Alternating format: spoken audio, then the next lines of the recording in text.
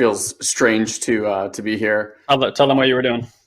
So, Guy and I and the family went to Mexico at the end of September and early October, and to celebrate my mom's 60th and my parents' 40th anniversary. Plus, Guy's birthday is around the same time, and Mandy's birthday is around the same time. So it was like a huge family celebration, which was great. Then I came back for 2 days, and then traveled to Colombia, and it was a multiple event trip. I went to the jungle with my wife for the first time to do a couple of ayahuasca ceremonies, which was absolutely breathtakingly beautiful. And then he's underplaying it. He had been hoping to do that trip with his wife for about 3 years, so it was like kind of like a major milestone fulfilled. Yeah, it was absolutely massive, and for her to have the experience that she had was just beyond brilliant. One of the things that actually came out of it is on her behest, she wants to organize a couples retreat where we take, will be us and 5 other couples and head into the jungle, do some ceremonies, and then do some integration things at a different place in Colombia for a few days afterwards, which is absolutely amazing that came out of it. And then, we went to visit some friends in Medellin and then had a wedding in Bogota. So it was just like a whirlwind adventure. I just got back yesterday morning to my house. So like, I'm here physically in my mind. I was driving today and like, I felt, like that disconnection sometimes where you're like your body's here, but your mind is not quite caught up yet. Yeah. I think when you travel that happens quite a bit. So, I'm really excited to be here as always.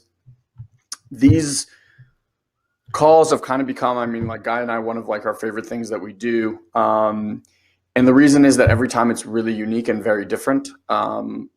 We used to do this very like structured, kind of like keynote type presentation thing. And after about 6 of those, I told Guy that I will never do this again for as long as we live. And I really enjoy this, and I enjoyed it for a few reasons. One, primarily, is that you guys get a sense of who we are and what we love to do, what we can deliver on, etc. I will say this is kind of like scratching the surface of what we're able to do. People like Rebecca, who I just saw drop in a question, and George, and I think Sammy, even if it's the same Sammy I'm thinking of. These are people that after one of these calls, at some point, we're going to let you know how you can possibly book a session with me. So I know Rebecca and George and Sammy, we've already had this session. And I think even in George's question, he remarks on that.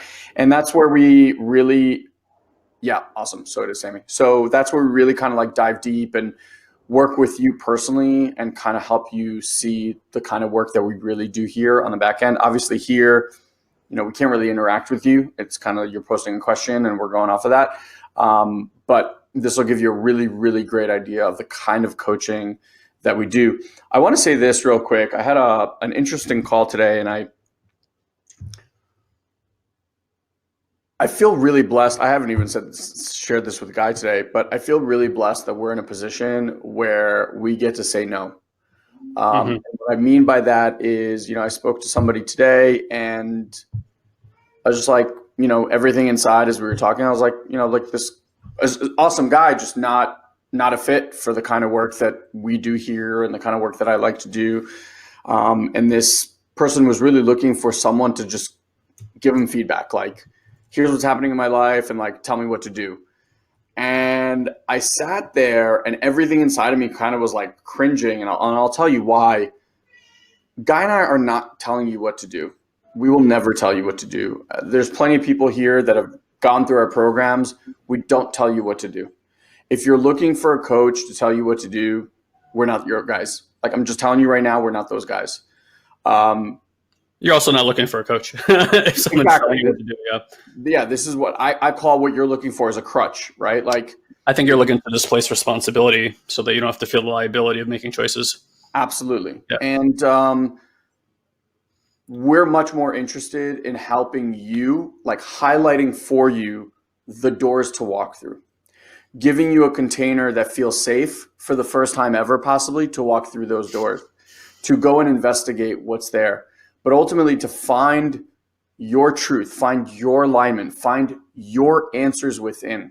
If anything, like every time I go to the jungle and I work with the medicine, I'm just in awe of what we have inside of us, all of us, like what we have inside of us.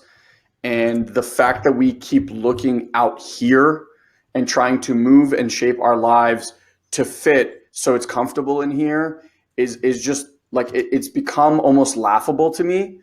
It's like, there is no out there, guys. There just isn't.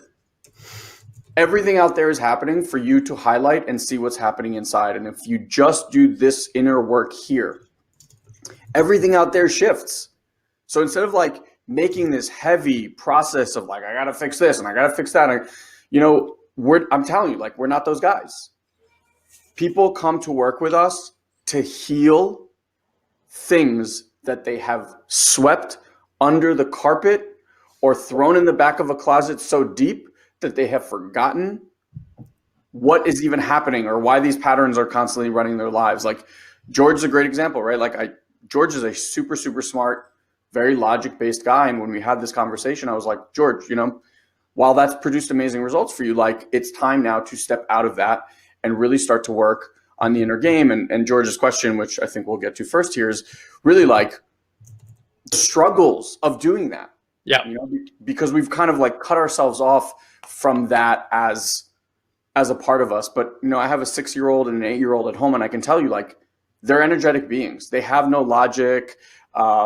They operate very differently. And so all of these things that we're talking about here, you have inside of you. This is not like some thing that you have to miraculously learn, or like Guy and I are more gifted and we have this. No, it's all about just remembering what the simplest part of your system, your nervous system, can do is just process and metabolize these energies.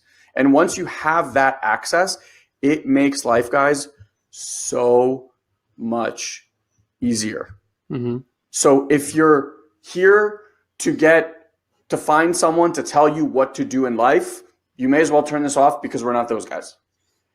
But if you've gone around the block and you've read a bunch of books and you've watched a bunch of videos and you've maybe even hired a coach and it's been great, but you keep finding that you're like coming up against the same things over and over and over, well, we're going to at least give you the, like the tip of that iceberg is an opportunity to look elsewhere. And we're going to highlight those things for you and where to look and some practices that you can take on to really start to embody and create more peace, more fulfillment, more love, more joy in your life. Yeah. And if you've been looking for that kind of coach, hang tight anyway. Maybe we can empower you to change your mind so that you not necessarily even hire us, but start looking at it in a different light. How much more important it is for you to seek your own truth than have somebody else discover it for you. Yeah, totally. So why don't you do George's, but since his whole story's in there, can you summarize it a little bit and then ask the question? Yeah, so I kind of read it before. So yeah. George was talking about how we had the call, and I introduced him to the whole like body scan thing that we do. And he was really struggling with a specific situation around feeling like he got burned in business, around money and things like that. So basically what he's saying now, he's been doing this, and the situation was basically like affecting his heart. So there was like a lot of sadness there. And he's saying there's been moments of release and then moments of regression as we're going through this process, which is, and my mind, I just want to read this, and my mind is still driving me insane trying to figure these things out, which is just very, very perfect. He said, Ilan warned me. Good guide advises, to remove effort, which is great. Ilan also said the situation is here to heal me. So basically right now he's at this place where he's experiencing fatigue. Yeah. He's noticing his productivity has gotten down, and he's afraid he had a burnout, a 9-month burnout back in college, like decades ago, which really like messed with his brain and kind of like, I think, retracted. So the way he said it is, which caused my mega brain trying to overrule my feelings, but not knowing what to do. And then he says, I want the phoenix to emerge from the ashes, but the road to feeling more is riddled with dangerous amount of obsessive distraction and emotional instability. Is there anything more to do?" And then he caught himself. "Or should I say anything more to be during this frightening process? I really wish I could reach in for answers instead of constantly reaching out, but there's still too much disarray in me. What now?" Yeah. Me or you? You start. Okay. Yeah, because I had the conversation with him. So yes, so that's true. So George, first of all, thank you for the vulnerability. Second of all, like when we go through really stressful moments in our lives, and then you find yourself in another one that hints or sniffs of that, there's like elements of like PTSD that we've all have, right, from certain traumas in our life, that like anything that looks like that, it's like we start reliving the trauma, and then the fear is so great that you're going to end up back in that place that you were in before. And a lot of us know either the effort that it took to like ward that off, avoid it, or overcome it, or go through it, or whatever it is. And it's like, sometimes when you're ignorant, when you're younger, and ignorance can be a really good thing, to be honest. You'll make choices that you wouldn't make when you're older and you know things. You would go through that lovingly, right? Like Ilan and I built our business with a lot of ignorance in the beginning, right? We didn't know the effort it would take. If you like sat me down now at 36 years old and say, "Hey, you want to start that all over again?" I'd be like, "No, I'm good." Like just tell me where to go get a job, And I love being an entrepreneur, and I wouldn't change it for the world. But you get that, like I get to make that choice when I was younger. So, look, trauma gets stuck in the system, and a lot of times when we're first doing this work, and even later on, it doesn't really change. A lot of times when we're really upset, energy loops. When you like, people can't sleep at night, and it's like something upset them during the day. Like, how many times do you run that scenario in your brain? And, "Oh, they said this to me, and I should have said that," and right? Or vice versa, you're making yourself wrong, and you're doing that kind of stuff. So, first of all, I want to tell you that's kind of being human. Second of all, when you're early on the path, the spiritual path, I don't like to think of it as a hierarchy. I prefer to think of growth as horizontal versus vertical, which is different than how our world is currently set up, but I think that will probably change. There are experiences that people go through that are quite predictable. I can tell you right now, the frustration and confusion is absolutely part of that process. So George, I would love for you to write this down if you have a pen and paper with you. Is before we learn anything, there's confusion. That's just what, and by the way, this is biochemically accurate, that the chemicals that get released in the brain that create confusion, so to speak, are always present before we learn something. And before we have breakthroughs, there's always frustration. So biochemically, whatever that corresponds to, those two things. So that's a really natural thing. And to be honest, that's about as far as I could take you right now, because without having like direct interaction with you, I'll add a few more things here, but it's just like, just stay on the path. From a more really like practical physical thing, I got to tell you that I don't care what anybody's doing, whether it's spiritual, emotional, or physical work. And if my first question is, "Are you sleeping?" and the answer to that is no, then everything becomes harder, if not nearly impossible. And I think you get to ask yourself a question about self-care and what that's looked like for you in your life.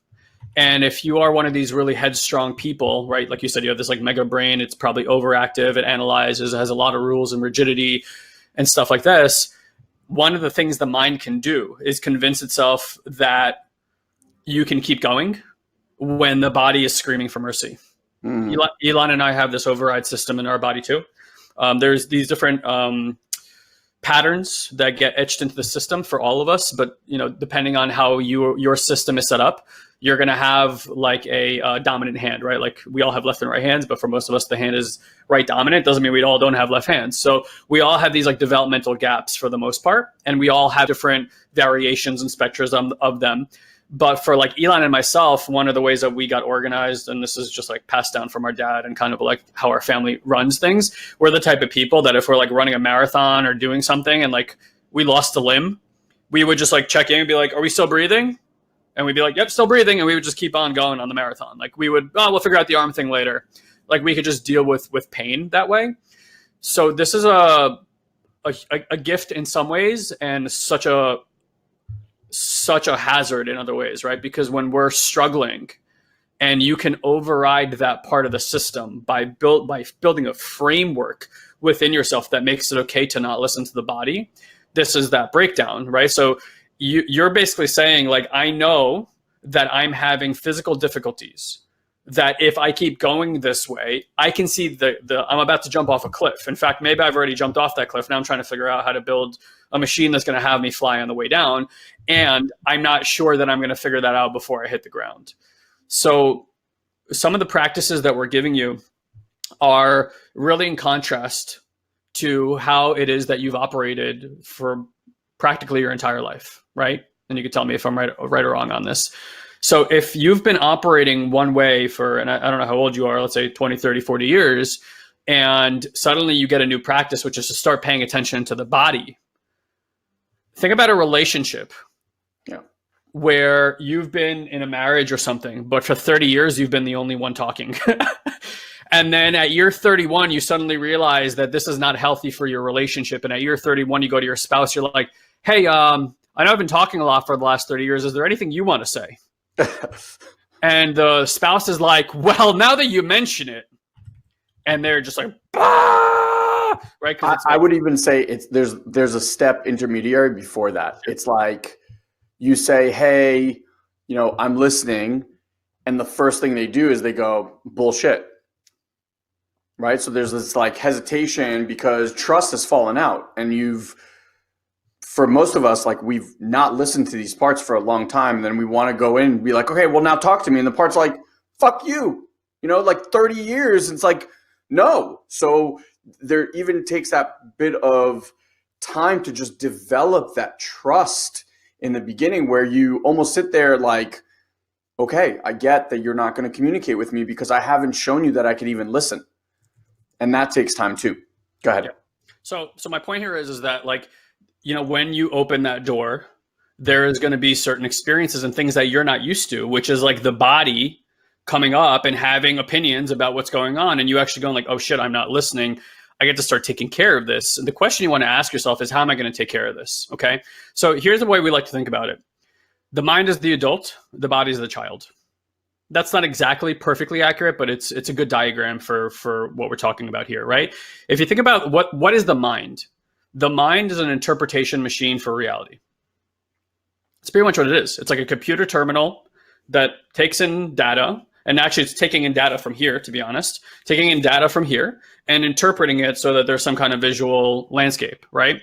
So you've been living from the interpretation for a long time. When you start questioning the interpretation, it breaks down some of the systems and how the programs and computer will run, and that gives access to the body. Now, in order to heal a lot of the things that most people carry around, we can't think our way out of it. We can't think our way into understanding and knowing in a way that will have you ultimately catch yourself. Here's what I mean by that. I don't care how much wisdom you think you have, or understanding or knowledge you think you have. If somebody cuts you off when you're driving a car, the response that happens in your body that makes you upset happens faster than the mind that's interpreting what happened. The interpretation comes afterwards. Oh, they're an asshole, or oh, people don't care about you, or blah, blah, blah. And you'll use the same justifications. You use your whole life about what you believe the world is doing.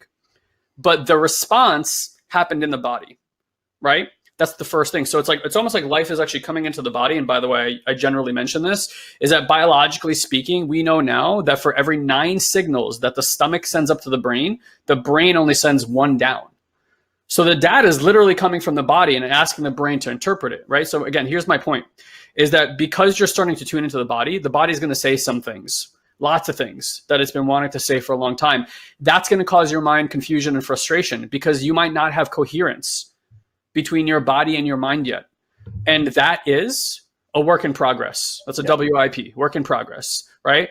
So part of it is just all the frustration, all the confusion, all the different things that come up are all these parts that have not gotten a voice for such a long time. And I want you to think of these parts as like little children that were upset, that are stuck in time. And when a child comes to you upset, you don't try to analyze with the child. It doesn't work. You go reason with a 5-year-old. Go reason with a 4 or 3-year-old. Try. It's helpless. because like Ilan said, his children are energy beings. I have a almost 1-year-old at home. He's an energy being. I can't reason with him when he's upset, but what I can offer him is soothing practices, right? I can soothe the system. I can hold him. I can give him sounds. I can calm my own body down, watch how he calms down, all this stuff. So that's kind of how you want to start meeting your body, is not with, oh, you're not feeling good, let me intellectualize this. That's just like being in a relationship where the other person tells you how you feel is not right, and they invalidate you. So when you invalidate your system, you're basically like going to war with your body. And again, this is going to take a little bit of practice on your part to just be like, what happens when I tune in?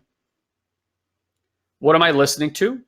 And can I be with what arises, just letting it be, trusting that my body knows how to metabolize energy, heal itself, return to homeostasis and neutral states, which it does. It does this automatically when we allow it to. And that I'm willing to go through whatever it is that I get to go through in my experience to heal myself and remember how I get to live more neutrally. So that's kind of what I want to tell you. Now, again, like with the sleep thing, like that's paramount. Your body's basically saying, take care of yourself. So George, here's what I would ask for you to do after the webinar is get a piece of paper and write, what are my needs at the top of the piece of paper?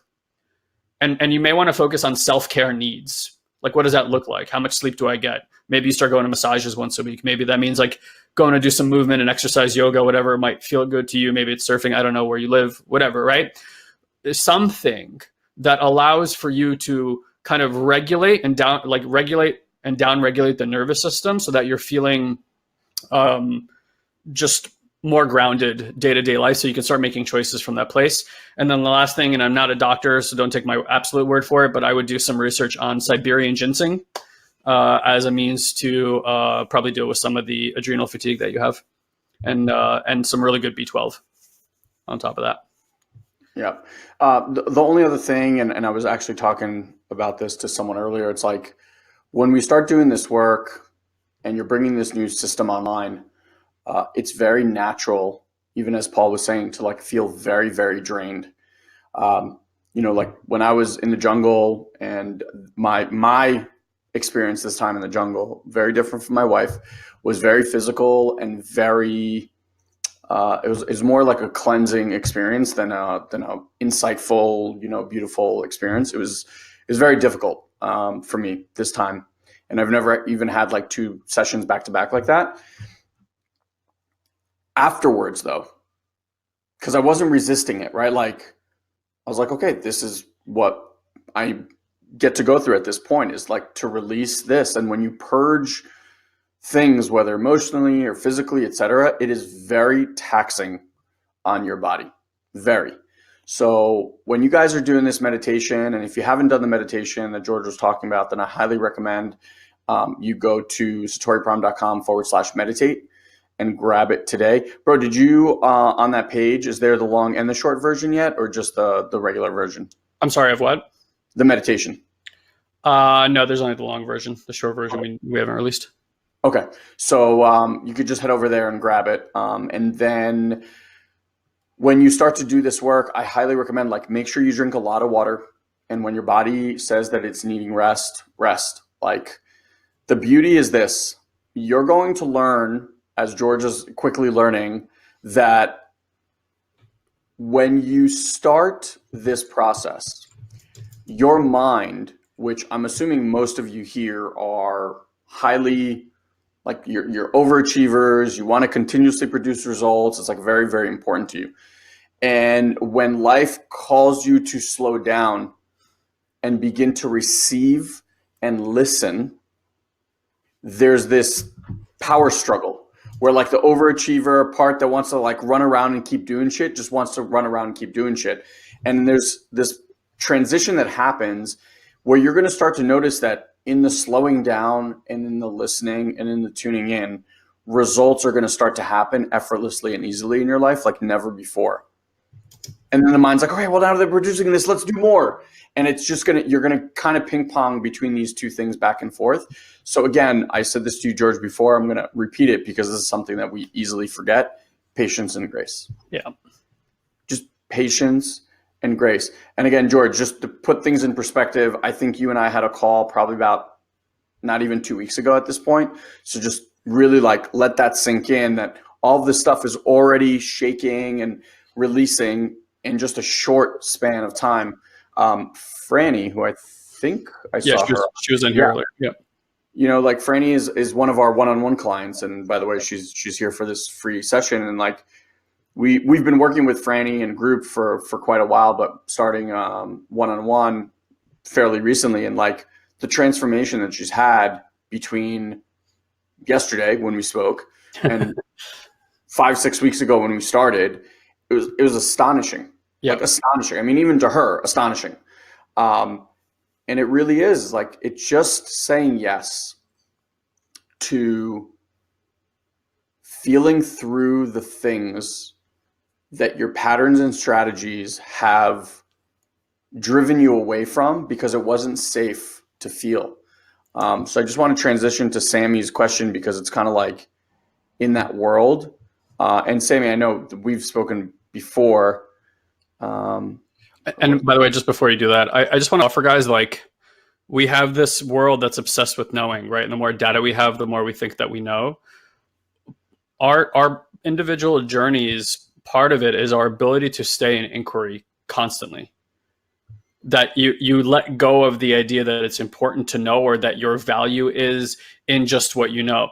That's all well and good, and it serves in different ways. But like our personal growth, our spiritual growth, changing, transforming, moving, evolution, right? It's all about really the unknown. Like humans didn't evolve from something that was known. It keeps evolving to things that have never been before, right? And keeps getting more complex. So our personal journey, like part of what creates stability in our lives, if you can believe it, so is that Ilan and I got really comfortable with the unknown.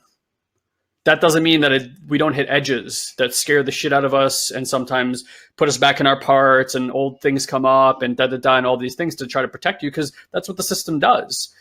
And so like last piece here for you, George, is like thanking the system for all the work that it does, even the parts that we don't like. They're working on your behalf to try to reintroduce safety into the system all the time. But mostly our nervous system is overshooting constantly. And we're kind of living in this fight or flight or freeze response in our lives. And most people, they've been doing it for so long, they don't even know what it's like to have a relaxed nervous system anymore. So, part of this journey is, again, like modulating all those things and working through all those things so you can find kind of your path back to that neutrality. Yeah. Yeah. So Sammy, like, I just want to touch on this because this is a really good highlight of a program that gets set up. So Sammy says, please let us know more about self-love. I discovered myself soon that I didn't like my body since I was a child. I was bullied by my father because of that. And now I still struggle to watch myself in the mirror. Thank you. So first of all, Sammy, thank you for sharing that. And I just want to say this, like, these things, when you're a child, we have a very limited perception of what reality is. I think all of you guys would say that the way you view the world today is very different than the way you viewed it when you were 4 or 5 years old, right? And so Sammy, I know, is also a father. And it's like there's certain things that we do as a parent that come from our patterns. But when we speak to a 3, 4, 5-year-old, right, like the things with our intentions of, hey, I want to help my child, that 3, 4, 5-year-old can perceive it in a completely different way. And it creates these, we call them ruptures. So like something happened, right? Like Sammy, I'm just going to say Sammy was 4. His dad made some comment about him being fat, let's say, and that ruptured a part of Sammy because emotionally he wasn't met at that moment the way that he wanted to be met, right? Like he wanted support, he wanted love, and what he received, maybe his dad was trying to offer that, but the way that he perceived it as a 4-year-old was, my dad thinks I'm no good. I'm just like making this really, really simple, okay? And he tied that I'm not good because I'm fat. That now creates a certain pain in his system. And it could go multitudes of ways. For Sammy, one of the things that got created, this is like an issue that he's been struggling with for a long, long time. And now he views himself as not worthy or not good enough, etc., because when he looks in the mirror, he sees that hurt little fat kid. I'm just going to say it that way. Okay. So now we don't want to go back to heal that part of us because that part is really painful. And here's the biggest kicker about this. Like, this is not the first time Sammy's been asking this question. Maybe here, but I know Sammy has been in the personal development world for a while, and he reads a ton of books and goes to seminars and works with coaches. And yet here we are. Because the work that mindset does, and like the world that's been created around mindset, is let me explain to you why you're X. So in this case, why you're overweight. Let me explain it to you, right? This is why. And so you read it and you go, oh, that's why. And years later, it still has made no fucking difference. None. Zero. But you know why? You can tell people this is why. Dad said this, dad did that, da-da-da, and you know why. Makes no difference. I think the one thing that it probably does help with, and why it's still important, I don't want to invalidate personal development altogether, is that at least it helps you identify when you're in the pattern. It doesn't necessarily give you a way out, and it doesn't stop the process from happening. But more than most, you'll at least know that you're on the ride right now, and that you will probably have a question as to, okay, well, how do I get off this ride? Which is a bigger question than most people are asking. So, yeah. Exactly. Yeah. Look, I mean, I'm clear, and I'm saying this and honoring all of you guys that are here. Like, I'm clear that you're here because you've read a bunch of books and you've been to seminars and you've done all that work. And people, like I said in the beginning, find Satori Prime. What I'm tuning into recently is because they're ready to finally do the healing work. Like George, who we spoke about earlier, I got on the phone with him. He is an incredibly smart guy, like genius level smart, right? Here. And because that's been the thing that's been solving all the problems, Sammy too is trying to solve it all up here. Yeah. These things are not solvable up here. Yeah. It's emotional intelligence. There just is no formula to solving those things. Mm-hmm. There is feeling through these things in connection with other, where it feels safe to process and let your body do what it knows to do. We had a client, by the way, the guy that you saw in the beginning, like the first guy in the video, this guy, Mike, that video was before that was on our first call ever with him. And he shared that amazing story about how he generated $12,000 before our first coaching call. Okay. And we can talk about the power of saying yes and investing in yourself. Like, it just sends ripples through the universe of like, oh, this person is now committed to actually having the life that they've been talking about having for their entire, dream life. Oh, I'm not going to take any action. I want this dream. I'm not going to take any action. I want this universe. Like, dude, you got to give me something. You got to get on the field. I can't help you if you're just going to keep standing on the sideline. So that guy, in a span of 3 months, dropped nearly 70 pounds, 67 pounds to be exact, in 3 months. We didn't work on his diet. We didn't give him a fitness plan. We didn't give him anything. When you start to tune into who you are and you stop running away from what's happening in here, and you start healing peace, and that piece gets released. Then you drop down, another piece shows itself. You release that piece, and you start doing that process. You're going to naturally, in that state of alignment, make different choices, different food choices, different activity choices. Like, everything will shift. And that's why I say, like, your externalness, not just your physical being, your external relationships, your work, your money, your everything is a product of what's happening on the inside.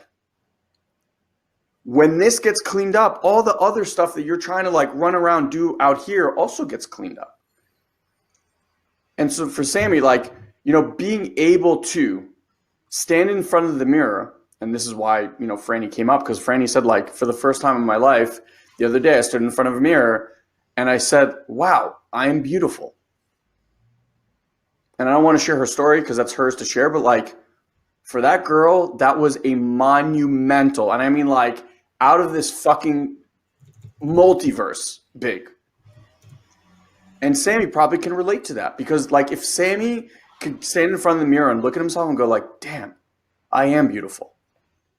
That would shift everything. But you can't just do the visual thing where like, I'm going to stand in front of the mirror and go like, I am beautiful, I'm beautiful, I'm beautiful. Because if your system's like, no, you're not, no, you're not, no, you're not, no, you're not, you're actually causing more harm to your system than good. Yep. Because now your system's like, well, you're just flat out fucking lying. Right? So again, all of this points to, and that's why this meditation is super, super powerful. Again, like satoriprime.com/meditate. And you can start to do the work to highlight and release these parts. There is no formula to looking in the mirror and saying, I am beautiful. There is none. You know, like one of the exercises that I did, Sammy, is actually the exact opposite. You know, like, I don't know, for those of you guys that know me, my story was I'm a loser. Like that was a big thing. And you could call me whatever the hell you want, wouldn't make an impact on me. But the second you said I'm a loser, it was like I could just feel everything inside just like shrink.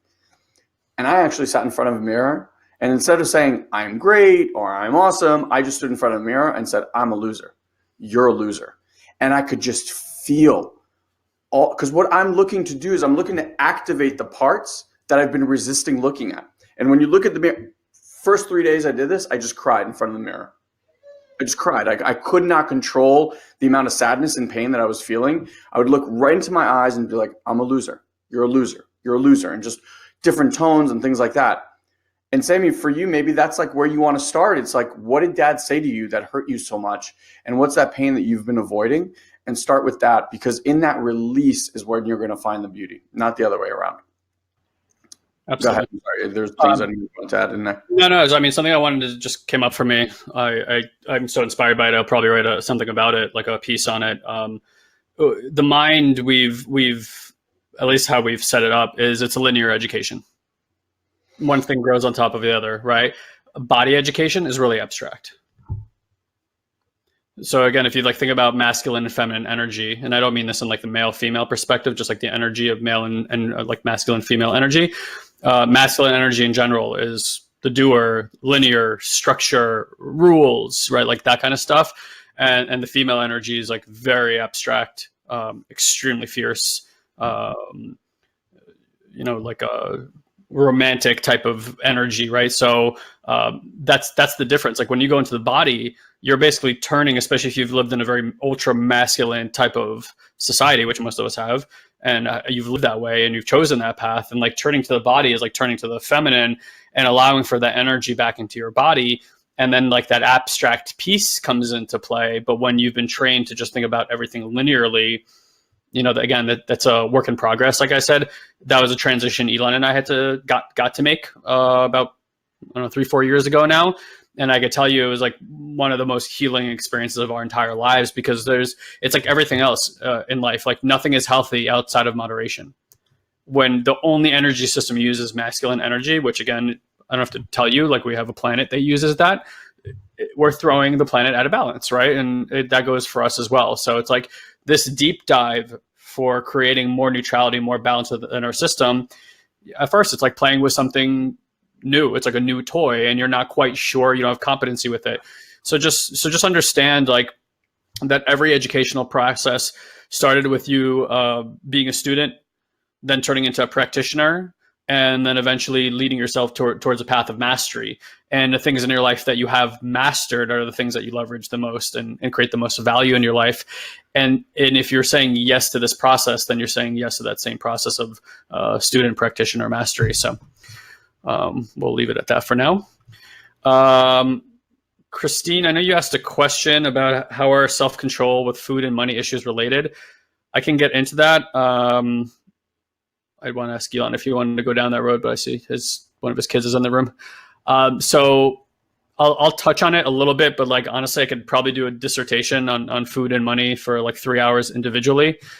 Look, in short, right, with anything like that, with self-control, with money, with food, what we're basically looking at is addictions, right? So if you look at from the biology, we have like addictions on one side, and we have allergies on the other side. Allergies is like what your body rejects. Addictions is like what your body moves towards, right? Look, addictions are the ways that most of us have subverted our ability to actually heal ourselves. In short, right? Like, we all walk around in life, and throughout the day, we're having cortisol spikes by things that are creating anxiety, overwhelm, and stress in our lives. Anytime that you have anxiety, stress, or overwhelm in your life, you have, what's commonly known as a coping mechanism. Some people use anger. Some people use victimology. Some people use food. Some people use sex. Some people use drugs. That's just how it goes. What we like to offer people is that you don't want to, like, how many of you guys have tried to do something cold turkey, right? Like, generally it doesn't work. Cold turkey, if you're not American, means like stopping something that you're addicted to just instantaneously, like drugs, alcohol, cigarettes, whatever. Does it work? Sometimes, but not for most people. And a lot of times it's working out of sheer willpower. And it's just a matter of time before there's too much stress on the system anyway, because willpower is of the mind. And the mind always has a breaking point when it comes to its limits with stress and anxiety and cortisol. And eventually your body will actually override the mind. It'll say, I want it anyway. Like, try to take a heroin addict off of heroin. In the mind, they might say, like, I don't want this anymore, but the body's like, heroin, it's like something's going to win, right? Try to not poop when you need to poop. Like, I don't care how much mental aptitude you have, you're going to poop. The body's going to win. So here's the thing with everything. It's not a matter of, hey, let's make ourselves wrong, I'm an addict, or hey, let's make my body wrong, I have this allergy. It's, can you be fully present while you're doing that thing? If you're reaching for food because you have anxiety and stress and overwhelm in your life, then first notice the anxiety and stress, locate where that is in the body, and then notice that a program comes up that mindlessly has you reaching for, something in the pantry, and you like shovel around, you start sticking things in your mouth. And if you've like grabbed a handful of snacks, but after the first one, you can't even remember eating the rest of them, you got yourself an addiction, right? And that's the same thing with cell phones. Like, if every time you sit on the toilet or before you go to bed or first thing you wake up in the morning, you're looking at your cell phone, almost everyone's addicted to these things. Yep. So the addiction is not the problem. It's that you're losing connection with self. And because there's stress in the body, and instead of going through the experience and emotionally feeling it through, you're bypassing it by doing something outside of yourself, which limits the impact for a brief moment, but then the impact is right back again, right? Just like a thing about people who smoke cigarettes. It's a great analogy. And I smoke cigarettes, so I could tell you, like, we use it as a stress reducer, but the stress is right back again. Then you got to go grab another one, right? So it's this path. So without going into all the dynamics of like how we work with this, here's like the simplest thing I could tell you is, if you're addicted to something and it's some kind of action that you take, the moment you find yourself going to take that action, my request is that you sit down, take a deep breath down into the belly, put attention into your body, and for 2 minutes, it's 120 seconds, it's not that long. For 2 minutes, keep awareness in the body before you go take that action. If at the end of those 2 minutes, you still want to go do that thing, go do that thing. But as you go do that thing, do not lose connection with your body. Keep holding the awareness in there. So when you're grabbing for the food, you can feel what it feels like as the shift occurs when you go grab for that thing. Or same thing with scarcity around money, or helplessly working, or things in your relationship. It's all the same. Addiction is an addiction is an addiction. What your coping mechanism is, I have zero judgment about that whatsoever, because we all have our crutches and vices. We all have them.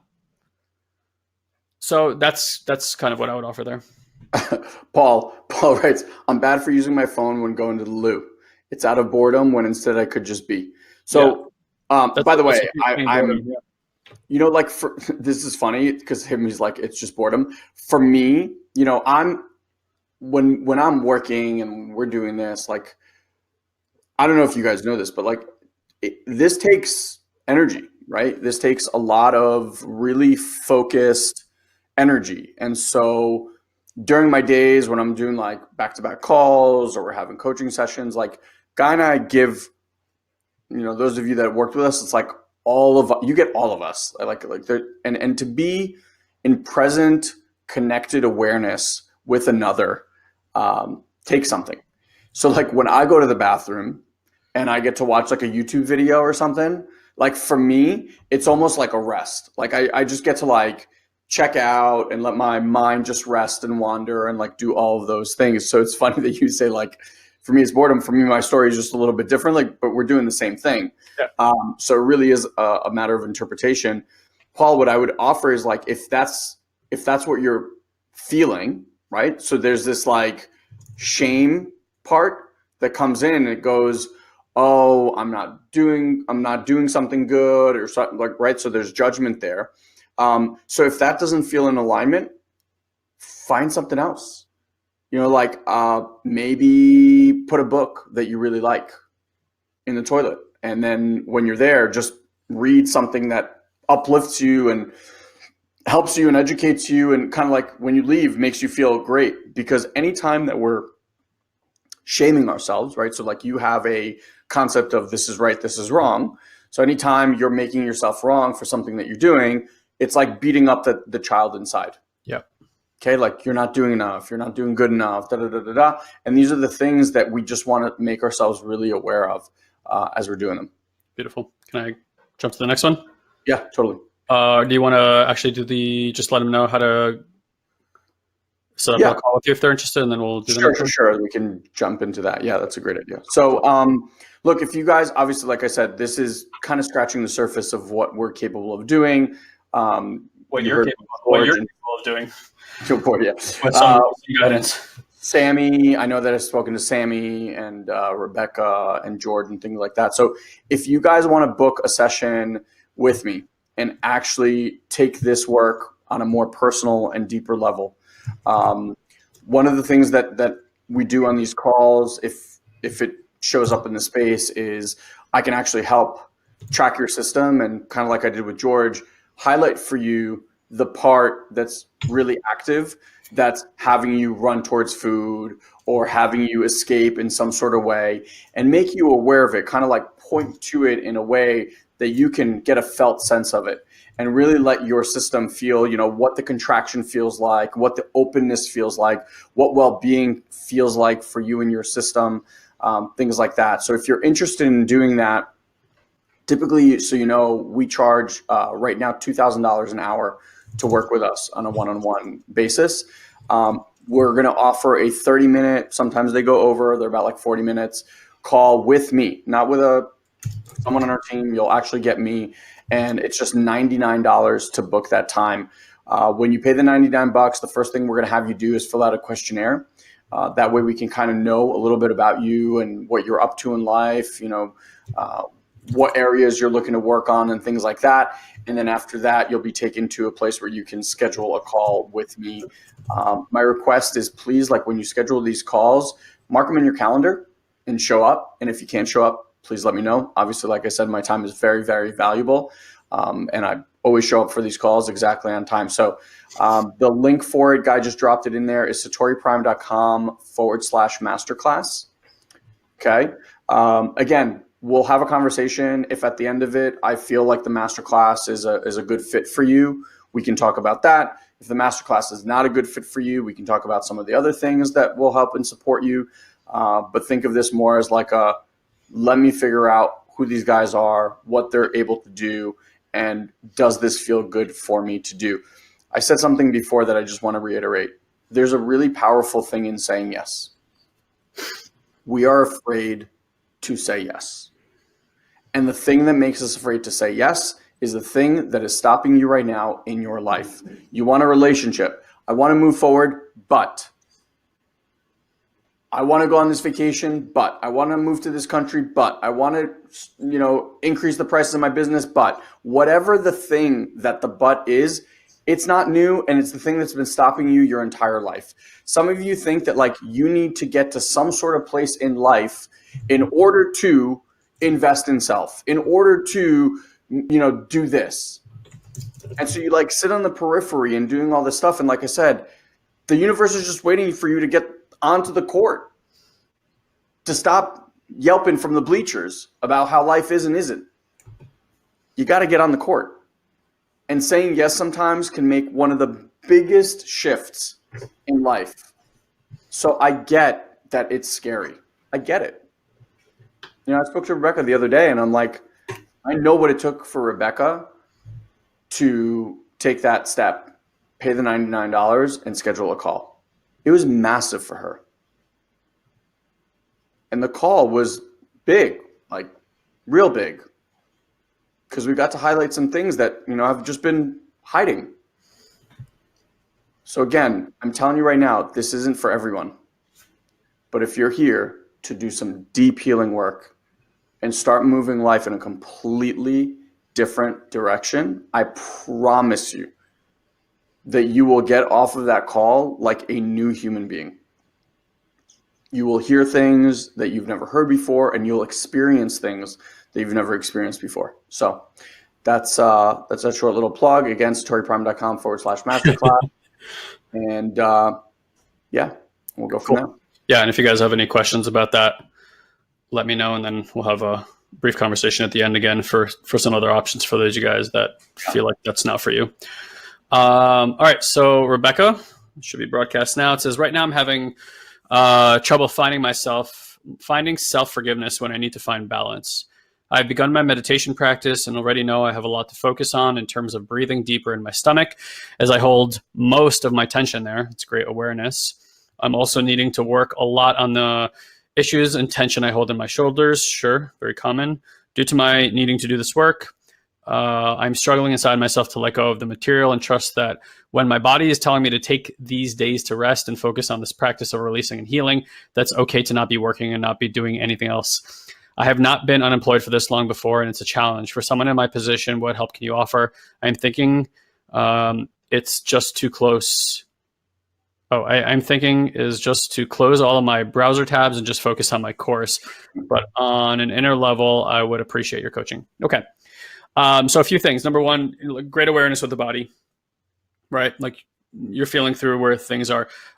Second thing I just want to offer you is, and this is for everybody here, are this like conversation about what we need to do. Like we are obliged to do anything in this life. We're not. Everything, when you really get down to it, when you really get responsibility, not as an obligation, but as a privilege, you realize that everything in your life is a choice. Everything is a choice. Responsibility in our society oftentimes is collapsed with blame. So we think if I'm responsible, I'm to blame. And because of this, we avoid it. These are two completely separate things. Responsibility is your willingness to be at source of what it is that's being created in your life. You are not to blame for it, but you are the source of it. Okay. There's a lot of things at play. So many energies in our world that are at play. It would be ridiculous to think that anyone's to blame for anything. Okay. So why I'm saying that is just notice the part due to me needing to do this work. Okay. Just that's why I'm pointing to it. It's like I'm blaming myself if I don't do this work. So Rebecca, like, see if you could just tune into that need, how that weight of the need, and then switch from need to I get to do this work. It's my choice to do this work, and see how that feels different for you. Okay. As far as the rest of it, so you're in a really interesting place. I could just tell from the interactions we've had with you, like you're hungry, right? Like you are in inquiry. You're like, let's get this fucking party started. I'm ready to pop. I've been this caterpillar. It's butterfly time. Cool.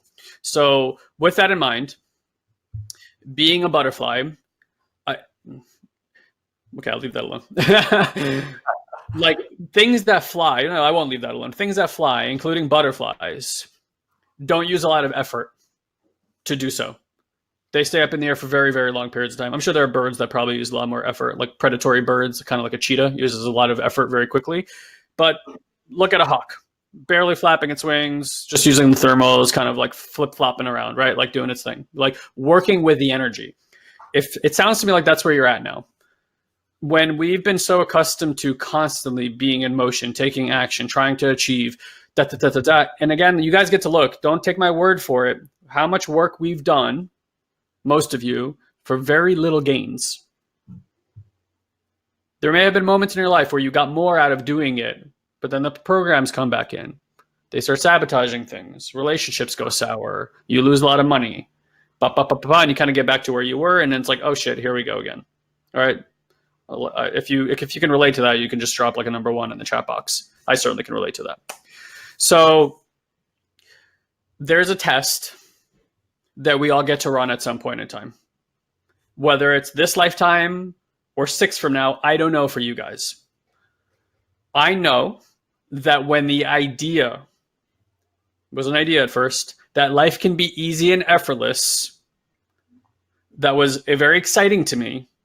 And then I asked the questions that most of you guys are asking. Well, how do I do that? Which is an ironic question to ask when you're going after ease, because to do more would make your life less easy and less effortless.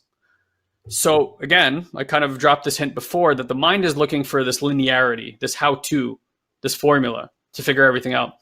But the body, which by the way which can be an ease. Look at all the ones, by the way, guys. I just want you to see you're not alone. Okay, That's why I asked for that. That the body with this abstract nature, this ability to be in flow and ease, right? Like animals just use their bodies in flow and ease, work with the energies. They don't use a lot of energy when they don't need to. There's times when they do, but most of the time they're kind of like in this easy state. Here's the thing. Your mind, because of how it's been programmed, not your fault, by the way, is not used to that. And it will look for excuses and reasons, like someone mentioned before about boredom, to do things even when it doesn't need to do things. It thinks it needs stimulus all the time. It needs to be achieving something, needs to be learning something, needs to be doing something, needs to be entertained, yada, yada, yada, yada, yada. And this generation will probably be worse than the last one at that. But that might be a good thing, because that might be what helps us transcend it. So my point here is that you're unemployed right now. The signals you're getting from your body is to rest. And then you see the programs. So you're starting to tune into the programs and to how that feels. Great, because those programs have been there your entire life, pushing you forward, trying to get you to do things for minimal gains, if any at all. And like Ilan and like all these people who wrote ones in here, even when you do those things, you barely make any headway, or you end up sliding back to where you were anyway. So what the fuck is the point of that action anyway? Now, I want to offer you guys, this is my thought, okay, based on a lot of education experiences, et cetera, et cetera, et cetera. Perfect, Rebecca, thank you. So Rebecca says, and it's left me feeling completely exhausted. How can you do anything when you're exhausted? Anything of value at all? You have nothing left. There's no resources. It's like, okay, I have no resources. Now build me a house. Yep. Got no fucking resources. So we want to learn how to resource the body, which is what your body's asking for right now. Okay. We used to graze, be out, like people think of like indigenous people as like working harder than us. It's not true. They worked very, very minimal. And the rest of they had a lot of down and relaxation time. That's what humans are built for. We're built for relaxation time when we can be present. Today is like we have relaxation time and we're even frantic when that's happening, right? So here's my point. You get to run a test, Rebecca. What does it look like to get to actually allow yourself to be in a state of rest? And again, this is the part I left out. What I believe is what we're calling the subconscious is the part of ourselves that's connected to divine intelligence. When you wake up from a dream or you suddenly have an intuitive hit, did you plan that? Were you sitting there going, all right, brain, we're going to need some intuition today. So here's what we're going to do. We're going to rest for 2 hours. I'm going to think about something before. When I wake up, I need this sporadic thing today. Does it work that way? No. But on occasion, you wake up with just like you're sitting and you had a question, and suddenly it's like, oh, I know the answer. Now, here's the thing. Everything in the universe always was, always will be, which means that every question that you have, even to the most complex ideas, the answer is already created. If there's a question, there's an answer. Now, the answer that you're looking for is not going to be found through a linear fashion. It's going to be found through the abstract and your ability to sit and rest and connect to your intuition, your subconscious, or divine intelligence, whatever you want to call it. I think they're kind of all hand in hand. And so the test that you may want to run right now is actually allowing yourself to be in rest. Now, every part that comes up that says that's not okay, that's what you get to feel through in order to finally feel at rest, because those are the programs that always come up. And as you work those programs and parts, and that's like the kind of stuff that we do in our programs, you can get in rest, and then you can actually find out for yourself. Not because you took my word for it, or because Wayne Dyer told you to, or Eckhart Tolle, or any of the other gurus tells you what happens when the body's in rest. That can only be experienced as a first-person thing to see the amount of synchronicity, possibility and things that are imperceptibly out of the realm of of probability that can start happening to you when you allow for yourself to be supported that way. And you can take my word for it, and that's great. And thank you if you do. But I don't give a shit if you take my word for it. I'd rather you experience it yourself. Yeah. And that's what, in my opinion, the world is starting to lean into, is that we don't have to have a world that's built around resiliency. We actually get to have a world that gets to be easy and effortless, and that things actually come to us energetically because we finally allow that energy to move through us. So I think so Rebecca, like, to me, you're right on the cusp. And instead of like, why is this happening to me? Be like, thank God this is happening for me. And like imagine how exciting it is to lean into rest. You don't even have to lean into it, just fall into it because it's got you. And I need to figure out what rest looks like. Perfect. So here's the thing. I had to come up, create distinctions for myself too around this. Yeah. Something I had to get this year, especially. I have a newborn at home. He's 11 months old. For anybody who has a newborn, your sleep is a gamble at best, right? So I had to make a distinction between sleep and rest, because for me, before I was like, well, if I'm sleeping, I'm resting, which was kind of true before all this, but now it's not. When I sleep, I'm not necessarily resting. So if I'm going about my day, even if I have things on my schedule, but my body is just screaming for rest, guess what? I organize my day around rest. I'm better when I'm resourced, period. Why the hell would I even take action outside of that? So here's the last piece that I want to share here is, and we share this regularly, but it's never enough, is that the actions you guys are taking in your life isn't really what ultimately makes a difference in your life. It is the quality, the energy behind the action that you're taking that really makes the difference. So if the quality of the energy is you're always out of rest, you're always in anxiety, you're always fearful, you're always overwhelmed, then chances are most of your choices are coming from scarcity and fear. And if the energy behind the action that you're taking is scarcity and fear, then the things that you create in your life only add more scarcity and fear to your life. That's why sometimes you'll make a little bit of headway, but you'll fall right back. Right? Because it creates that energy, creates more of that energy. So self-care, like what we talked about with George, Rebecca here, sleep. You probably lost that job, or I don't know whether you got, let go or whether you quit. But you're probably not there because it's like, hey, if you're not going to fucking rest, we're going to organize events in your life to force you into rest. And if you don't learn that now, while you have this opportunity to rest and you go into the next gig going, oh my God, I'm so excited, it's going to look a lot the same or worse. And it's going to bring you back to this moment. It's like, you're still not resting.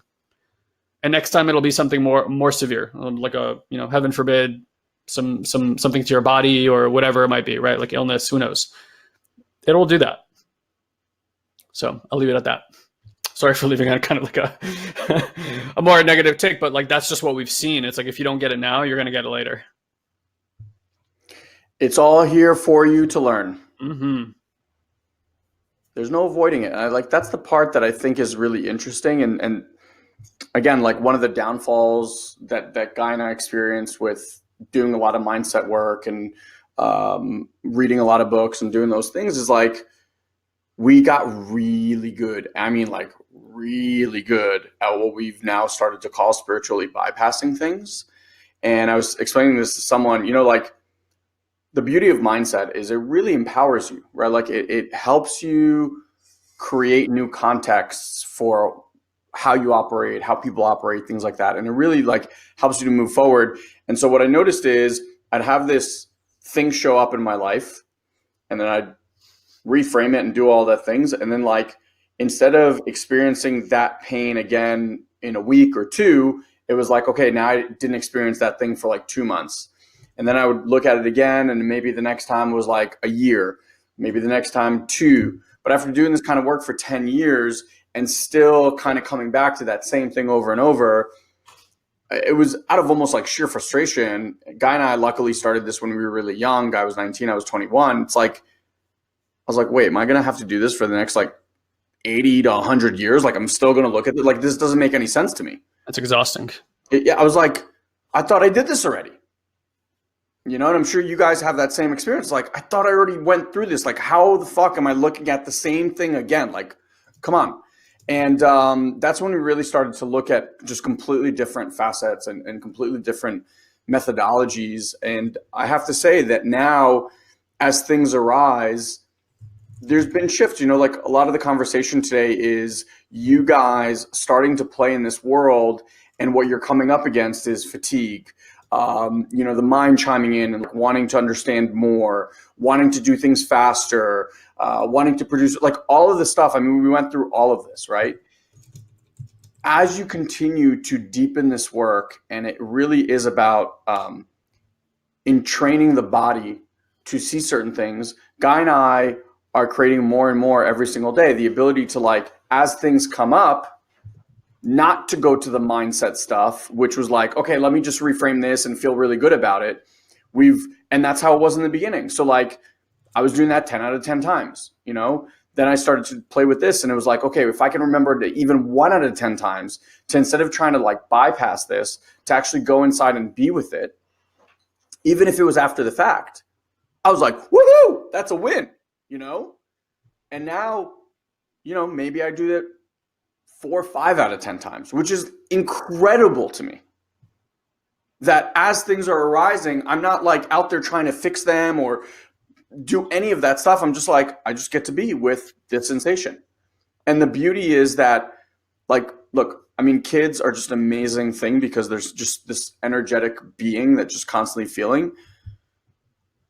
I've read so many parenting books on like how to be a better father and all that kind of stuff. I can tell you that when you do the inner work, you don't have to do half the stuff that they tell you in parenting books, because the reason your kids are reacting and responding to you in a certain way is because you're not okay in here about how they are out here. That's right. They do something, that triggers something inside of you.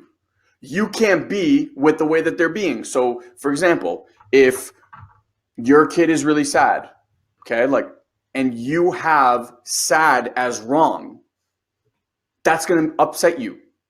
But it's not that they're doing anything. If anything, they're this incredible thing that can see you straight through your system and go, hey, mom, hey, dad, that's what you get to work on.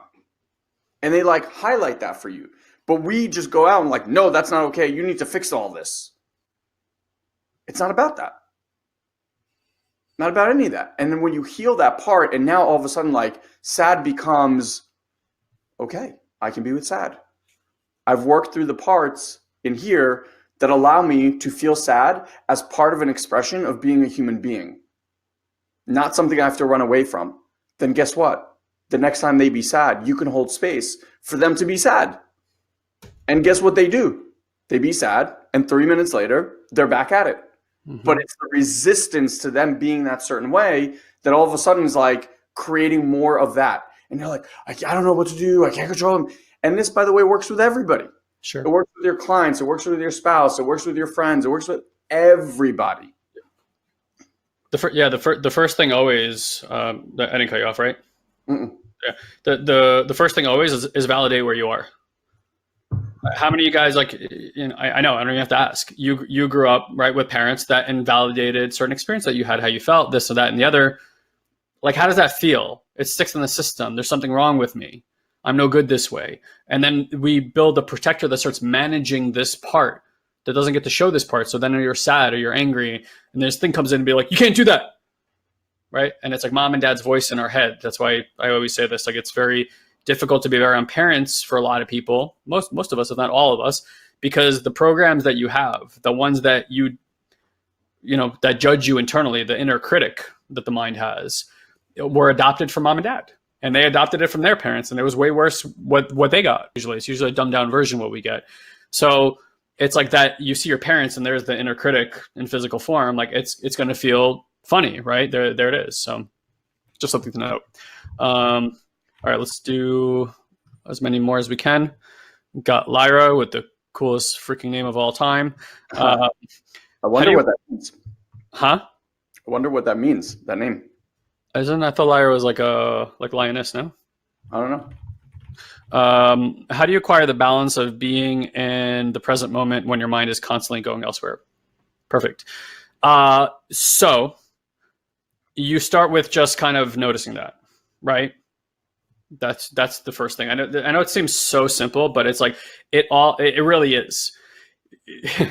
our minds have become so complex, our systems have become so complex that when you hear something simple, you go, it couldn't possibly be that easy. Awareness is everything. It's just absolutely everything. I just want to get this question back up for me. So like, look, the reason we talk about meditation so much is because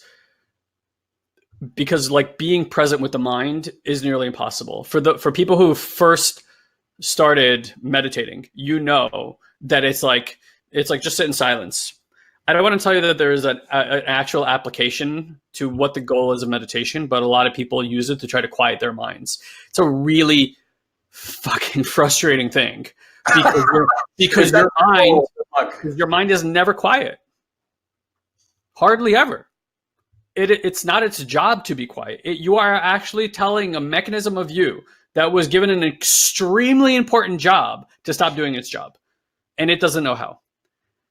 Your mind, again, is an interpretation of reality. It's like your inner dialogue narrator. It's not you, but it's an interpretation of reality that's being narrated to you. And I can kind of prove this to you. When you're having a thought, first of all, do you know where your thoughts are coming from? I don't. They just kind of appear.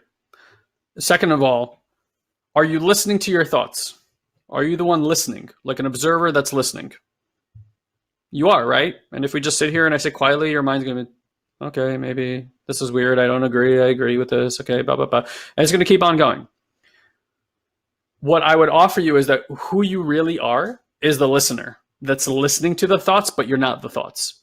The thoughts are a mechanism. It's a program that runs in the system, and it has a lot of opinions about a lot of things. In fact, most of its engagements are, I agree, I disagree.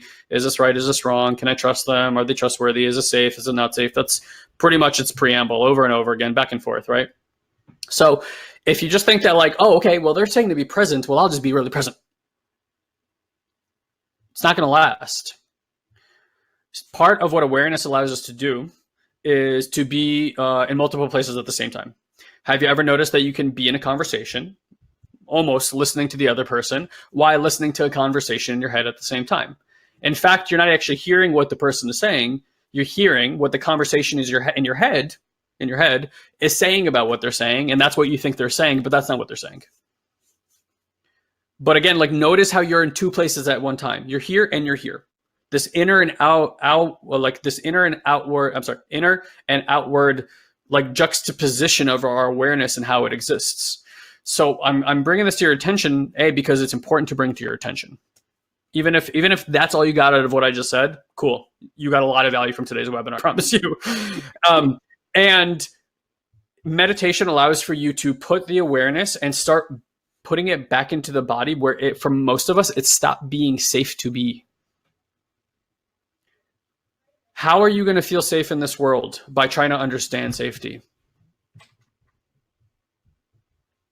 Even people who learn how to become black belts or shoot guns, America being a prime example of that nonsense. And I'm sorry if that's what you believe in, right? Like more guns has not made us more safe. It's killing more people. If everyone armed made us safe, then we'd be safe by now because everyone's fucking armed, right? So it's like, my point here is that like safety is not an understanding. It's not an experience. It's something that you gift yourself within. We're born with it.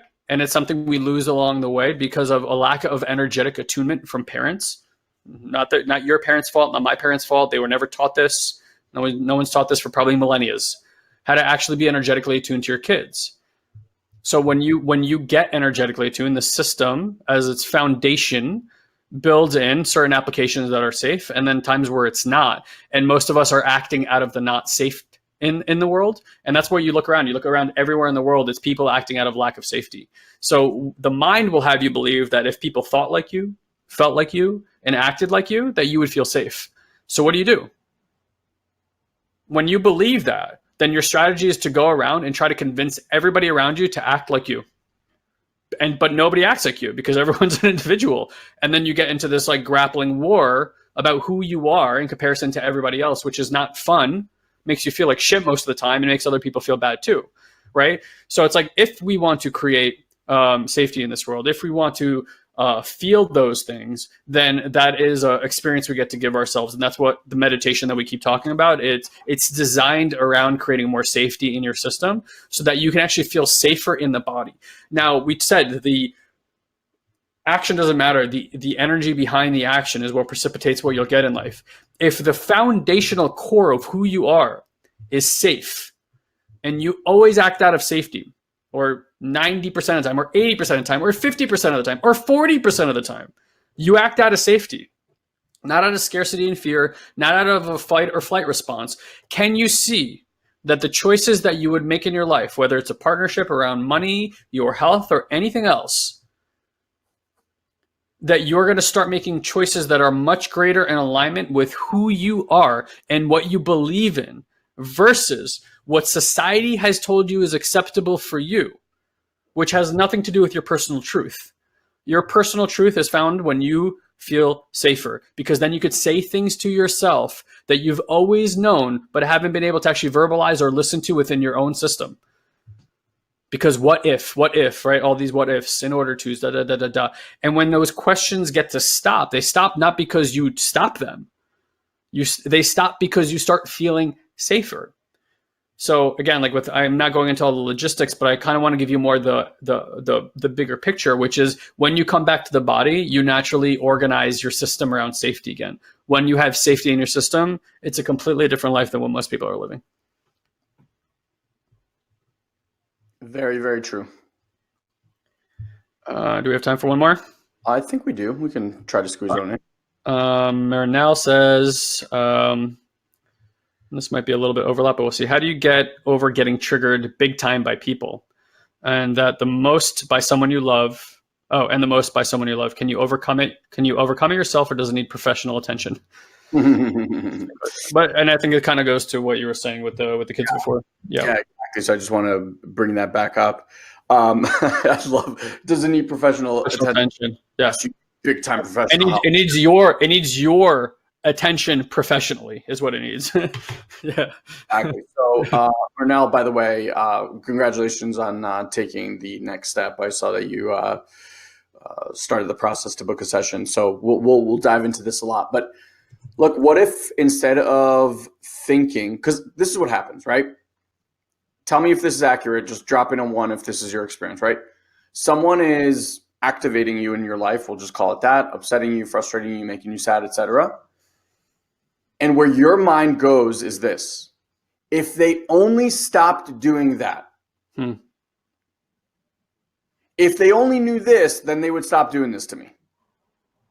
If that's accurate and you've done that in your life, just drop a 1 in the comment box and let us know that that's accurate.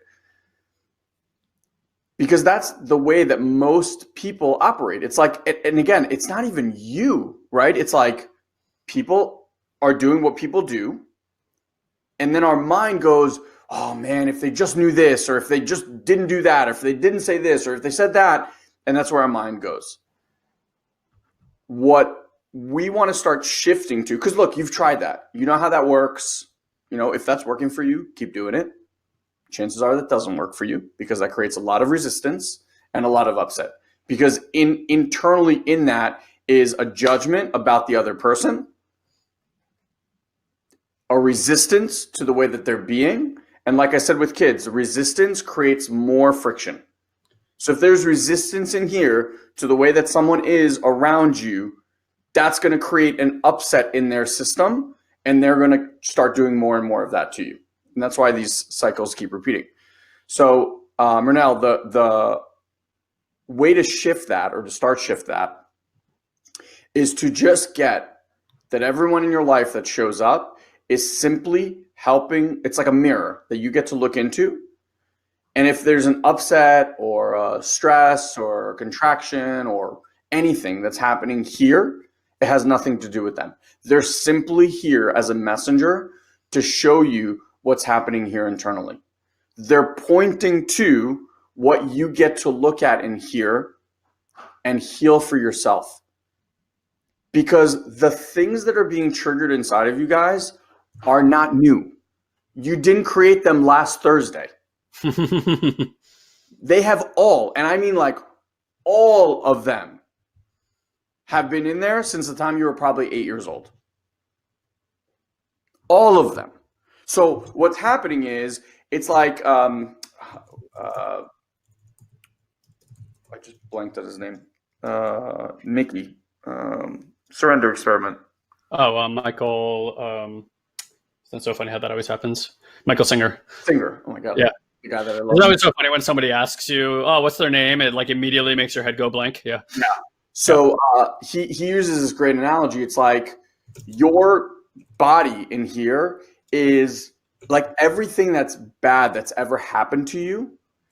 It's like almost like a nasty perfume bottle, right? Like whatever happened, you like bottled up in this bottle and you swallowed it down. And so the whole body's just filled with all this just horrible smelling stuff. And then someone comes into your life and pops open one of these bottles inside and it smells horrible inside. And you're like, oh God. And you close it up and you mash it back down. You're like, oh, I can't deal with that.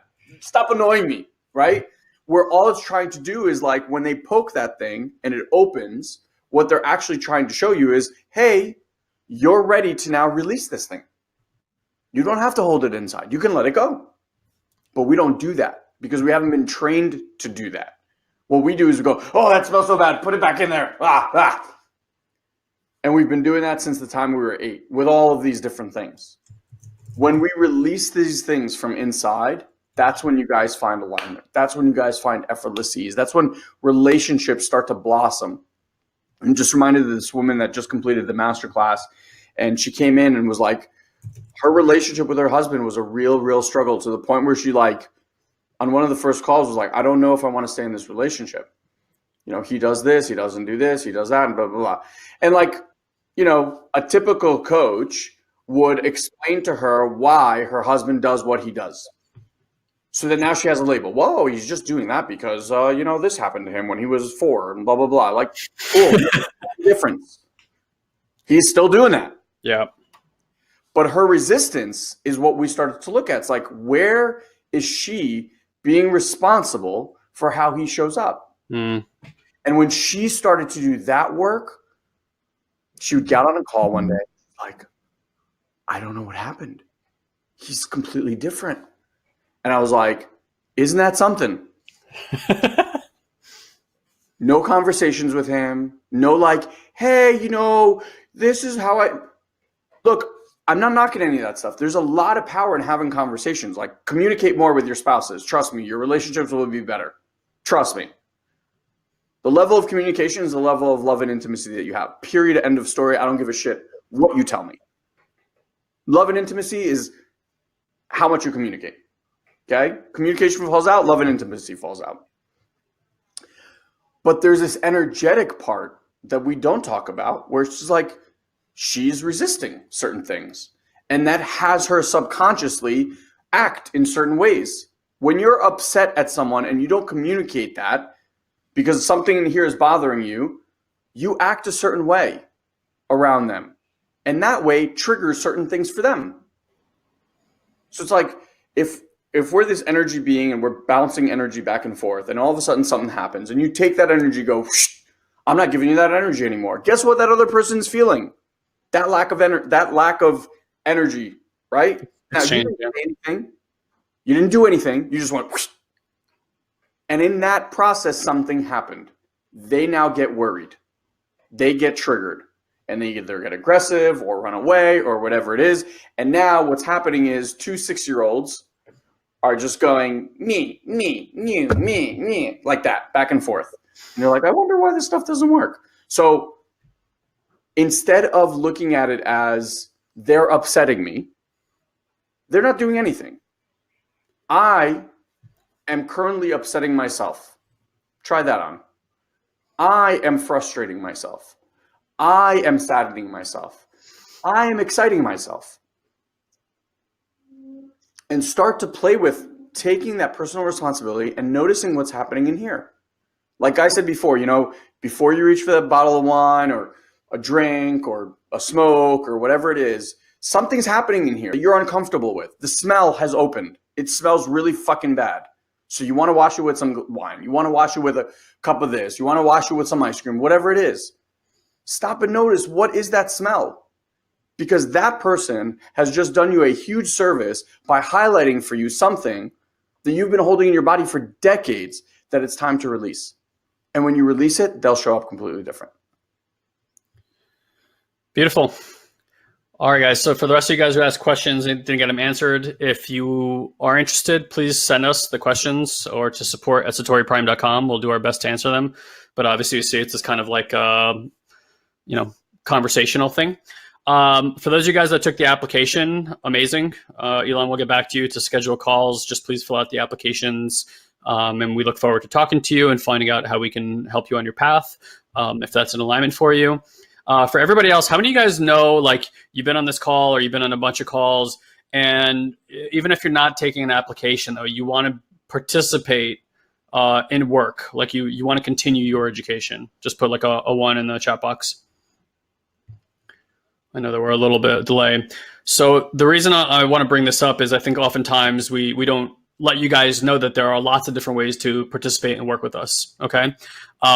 So we actually have a lot of different programs. So if you don't, end up in our masterclass, whatever it is, even after a consult, a lot of times people will buy our other programs, but obviously you don't need to, wait for that. Like, you don't need to have Ilan consult you into purchasing programs. So for those of you guys that are not set up for the consultation coaching call with Ilan or myself, then I do have a few recommendations for you. I will put them at the top over there in the chat box.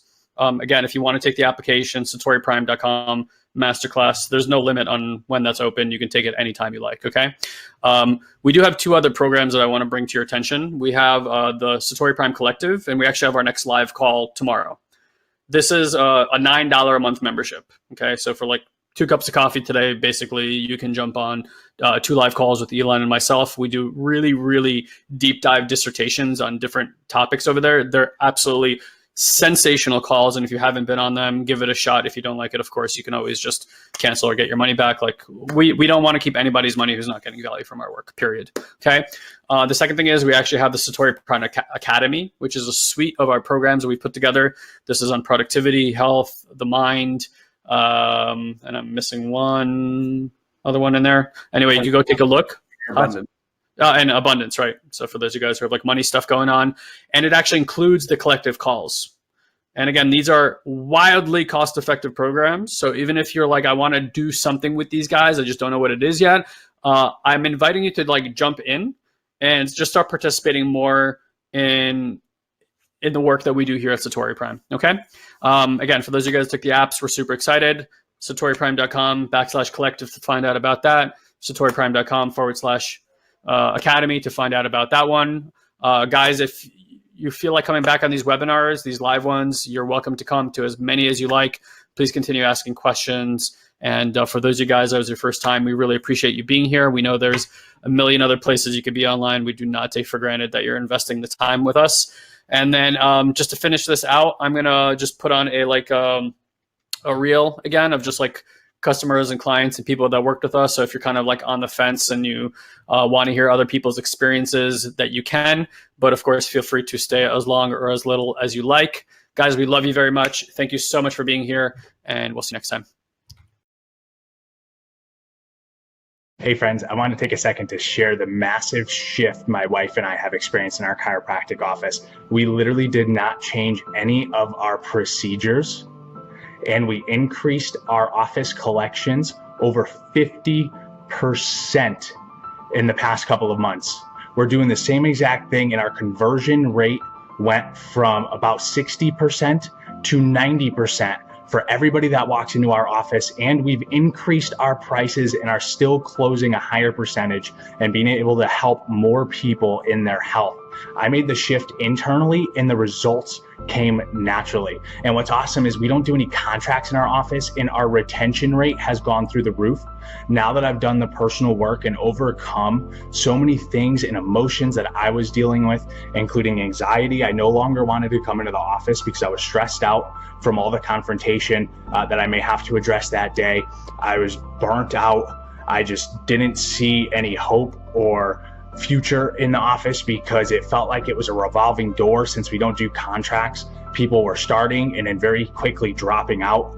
And although I'm still doing the same adjustments and the same technique, our retention has gone through the roof. We're no longer having those dropouts. And I thought that I was able to hide my emotions and hide my energy, but the results showed otherwise because people were discontinuing. So I know they were able to pick up on that. And now that I've felt that shift inside, I look forward to coming to the office.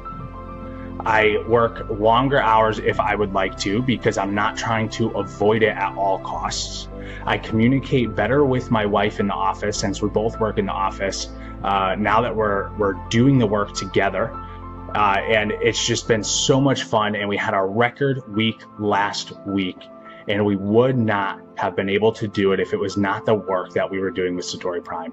They show us the way, and it's our responsibility to take the action and do the things we get to do to get to where we want. There's no doubt that this has absolutely changed my life, changed my wife's life, changed my child's life, and all the lives of the people we're now able to impact with a new renewed excitement and passion for the office. I'm excited to keep working with Guy and Ilan and all of their coaches on this journey. And if I could give any advice, it would be to take action as soon as you are ready, or as soon as you can, even before you're ready, so that the results that you're looking for in life aren't delayed. The sooner we take action, the sooner we get to where we want to be. And it doesn't have to be hard. We just get to do the work, and the results will come naturally. I love you guys, and I hope that you have an amazing journey, just like I have. Before I had started with Satori Prime, I was caught in cycles of just negative thoughts where I didn't think I was worthy of being able to achieve things that I really wanted to achieve. I was feeling depressed. I had very little income coming in, but I just knew that what I had heard from actually Guy on a podcast with people I follow, the things he was saying about conquering yourself, or not so much conquering, but figuring out what walls you have to break through in order to move on in your life and achieve the things you want to, that really spoke to me. And one of the biggest things that's helped change my life is the learning how to realize thoughts are just that, thoughts. And then on top of that, realizing that the difference between me achieving what I want to achieve and not doing so is all up to me. I can do this. I truly believe that I can do anything, and that the sky really is the limit. And to give you evidence of it, I started with them with just the idea that I wanted to have a gym in 3 months. So my goal was by May 23rd to have a gym opened up with a minimum of 10 members that I would receive by the time May 23rd hit. On May 5th, I officially opened my gym with 7 members. In the next 2 weeks, I don't even know, because I'm not trying to plan it, but I anticipate having between 10 and 15 members in the gym by the day that I had set for myself. I've exceeded the expectations, and it's all because Guy and Ilan have helped me to discover what I'm really capable of, and helped me to shine my light throughout the town that I'm in. So I can't recommend it enough to you. If you're even considering this, pull the trigger and do it. I knew I wanted to create some kind of ripple effect in the world and make some kind of massive change, but I had blocks I had to get past before I was confident enough to do that. These two have brought in such radical, life-altering ideas that completely have changed my perspective and the way I view the world. Tools that they've given me to quiet the chatter in my mind, to work in flow, to use those flow states and intuition to really grab hold of creating new possibilities for myself. And that has a ripple effect on everyone in my life, everyone I come in contact with. I don't care whether it's a friend, a coworker, a client. You want to massively affect an entire chain of people. They truly, truly live what they're teaching, and my life is totally massively upgraded.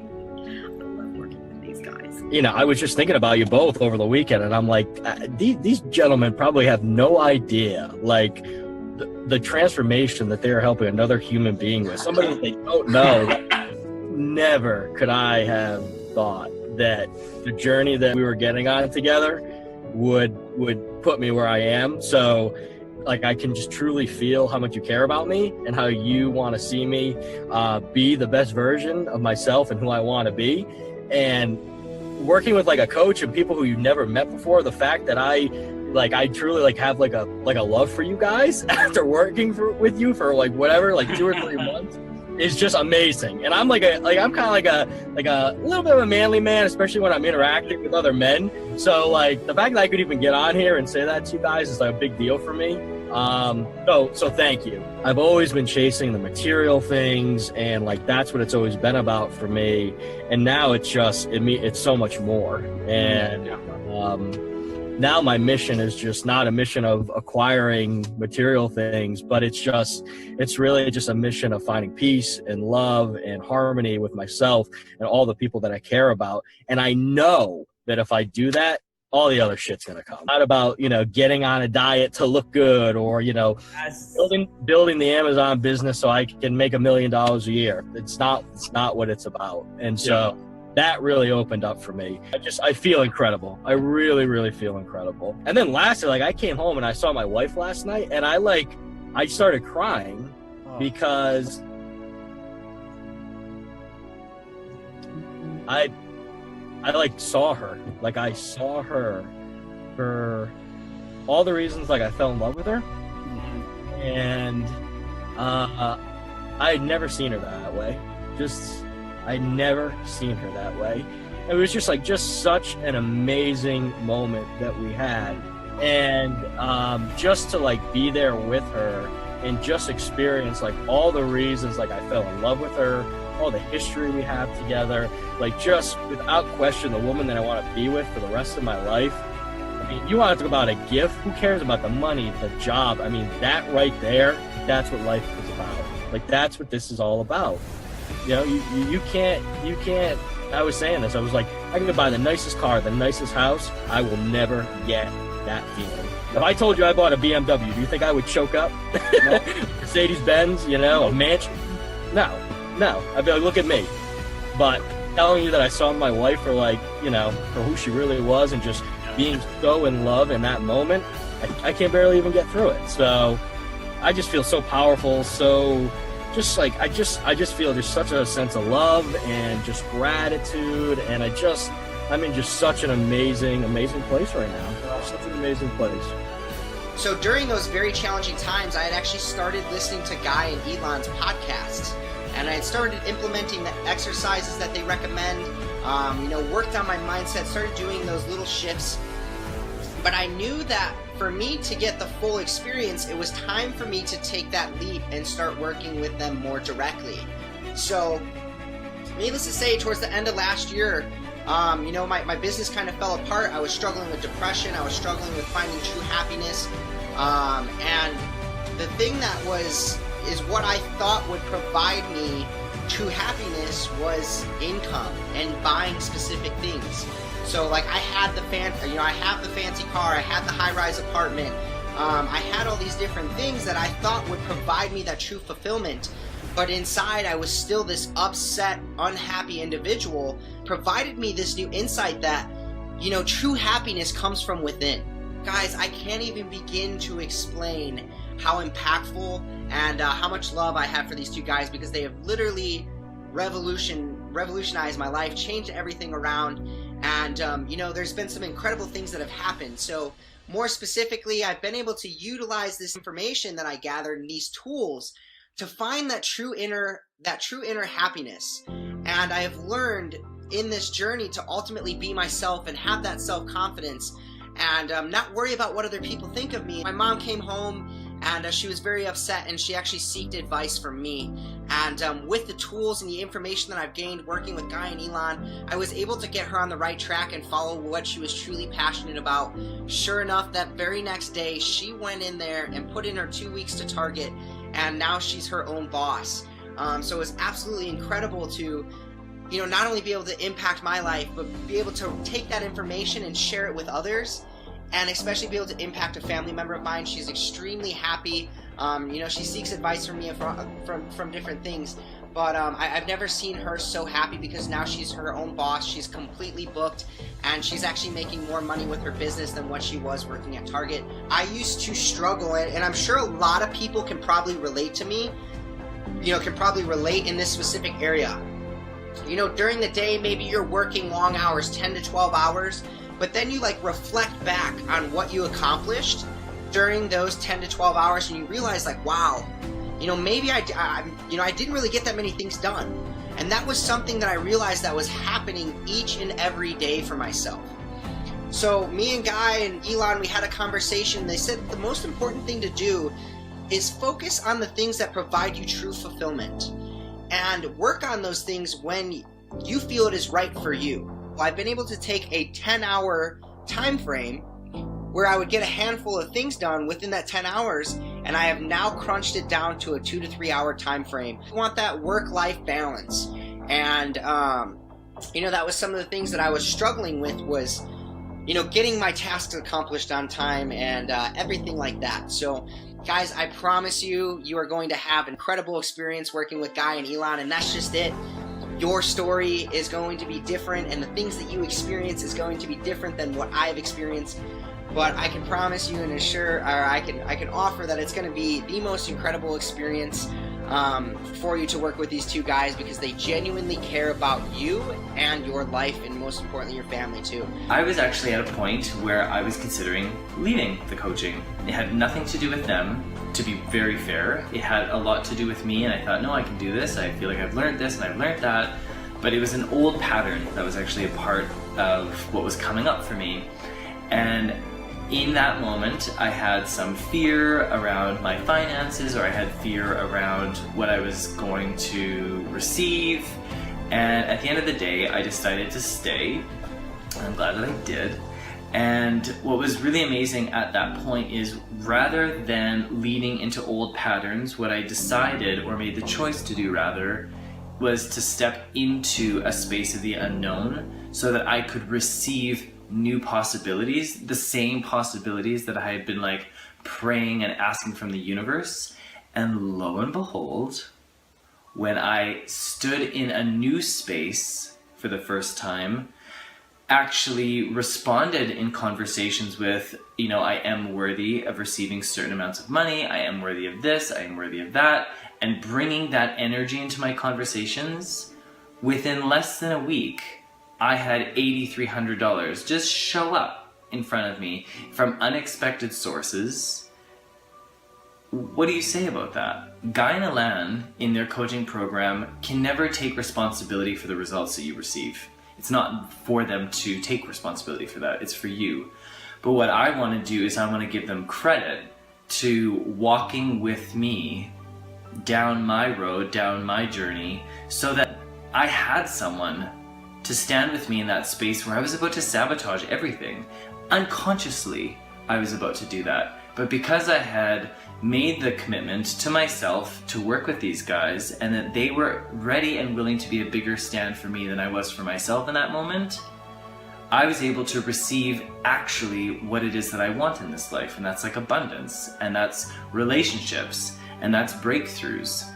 This stuff it's not that it's hard to hold or hard to receive or hard to gain, but when you get the privilege of meeting someone that seems like it's your match in a coaching space, take it on, because it is much easier to go through life and to work through your breakthroughs and your old patterns and your blind spots when you have a mirror for you. And that's what Guy and Ilan have been for me. And I'll always credit them for a part of where I end up in life. And I feel like what those guys have done is they've really helped me to launch into a whole different side of myself, into a whole larger side of myself. And I feel incredibly grateful. If you're in a space right now where you're considering coaching and you feel like it's a fit for you and for you with Guy and Ilan, I would just tell you today, don't waste time. You have no idea what's coming in your direction. Take that stuff on, take it seriously, and lead your life with velocity. And it's something that's possible for everybody. Since I started following you guys, not only has that had a profound impact on my life, but almost every single person that I've shared your content with, pass it on to people from Europe, the United States, Australia, where I live, they always write back to me telling me how it's impacted their life. And it's not just in one area. It touches them in business, it touches them in their relationships, it touches them in their relationship to themselves. So I think it was just about time that I said thank you from the bottom of my heart. What you have done for me and countless others is so freaking amazing. For anybody who's considering the, I guess, possibility of working with Guy and Ilan, consuming some of their content, all I can say is don't even think about it. Every second you're waiting is a second that you could be nourishing your mind, enriching your soul, and actually getting your machine that is you onto a path of creating the life that you really desire. I'm not just talking about things, but I'm talking about your state of being and the actual place you exist from in your life. Before I started with them, had quite a tumultuous relationship with my husband, lots of disagreements about parenting mainly, and it's really good to say that we're definitely on solid ground right now. It seems that we just respect each other a lot more, and our conversations seem to be at a much more higher level. Even so that my 3-year-old noticed how happy everyone was, and we were sitting at dinner one night and he just basically said, everyone's happy now, and I just thought that was so lovely to hear. So other things that have happened to me is I had this business idea for quite some time, and last week all of a sudden things have started snowballing. So my business idea went from a vision to kind of it's starting to happen and get into motion. And I'm a mom of a 12-week-old baby, so a lot of those types of people can't typically get things going quite quickly. And with their help and guidance, I feel that I kind of am empowered to do really whatever I want. And if you're on the fence about any of it, just do it, make the commitment and do it, and you'll definitely be better for it. But I want to really thank you from the bottom of my heart. I so appreciate what you guys bring into this world and what you do, and it's so aligned with my purpose, which is to be an unconditional stand for others. And you actually help me to be a better stand, not only for myself, but also for every single soul I touch. I mean, we all have unique gifts, and well, let's share it, because together we grow, together we are strong, and we want to be there for each other, right? This is the whole purpose of this. So, we're like in a really interesting place in this process because business has never been better. Both just in terms of what we're doing right now and just sort of my overall perspective of where it's going. And I am somebody who is incredibly neurotic and incredibly worried about where things are going to go.